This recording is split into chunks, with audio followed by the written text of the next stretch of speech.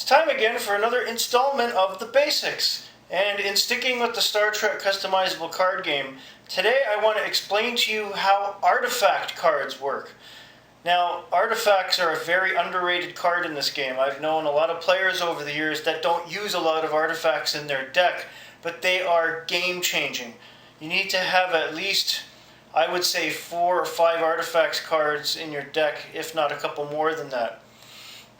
Let me show you what I've got laid out here and explain how artifact cards can help you win the game.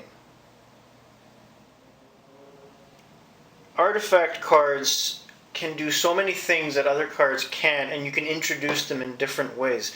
So to give you some early examples, Time Travel Pod.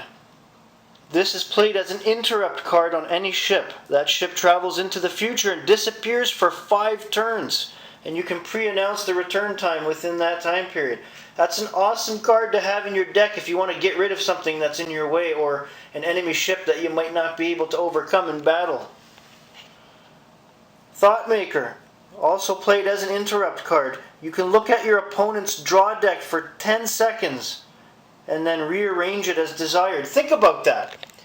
You grab your opponent's draw deck.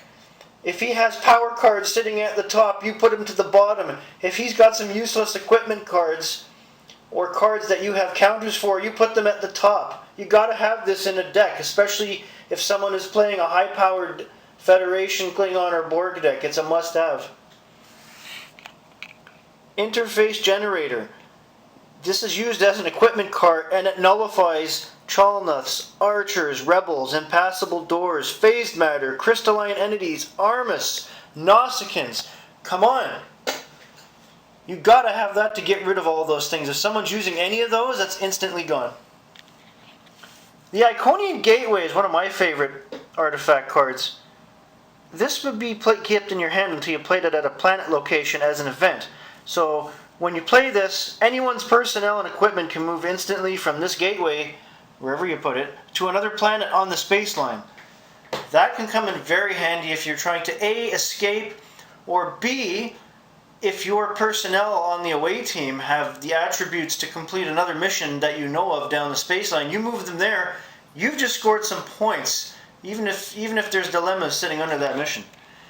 Phased Cloak. This is huge. So if you're operating an affiliation that doesn't have cloaked ships, i.e. the Federation and a lot of non-aligned ships, you now have a phased cloak, which can keep your ship hidden from your opponent, and it increases your range by 4. So say you have a non-aligned ship, but the range is 7. You've just increased that range to 11. You can travel far away from your opponent and start working on missions while he's stuck there. My all-time favorite tops is the Toxu Tot, even though it's a banned card in tournament play, because that can be used in conjunction with the Supernova and blows up the space line pretty much. And I do have that in a couple of my decks. This just happens to be an extra, but artifact cards are amazing. Like, these are just a sample of some of the artifact cards that I have in my collections, the rest of them being in already made-up decks. But for a deck to not even have a single artifact card, you are leaving so much on the table in a manner of speaking. And why wouldn't you want to have artifact cards in your deck? It's a must for any deck construction, whether you're playing house rules with your friends or tournaments. You've got to have artifacts. Now, one of the misconceptions over the years with the Star Trek card game in regards to artifacts is people think of it like Magic the Gathering, where artifacts have... Some of them have high costs with mana to bring them out, but in the Star Trek card game, artifacts are easy to bring out. Like I mentioned earlier, they can play as an event, an interrupt, an equipment. You can play them at any turn. There's no cost. And as you heard me say, some of them change the game that quickly. They're power cards that you can keep in your hand. The choice is yours. Do you want to win the game or not? Put some artifact cards in your deck. You won't be disappointed. That's all for today, everybody. Peace out.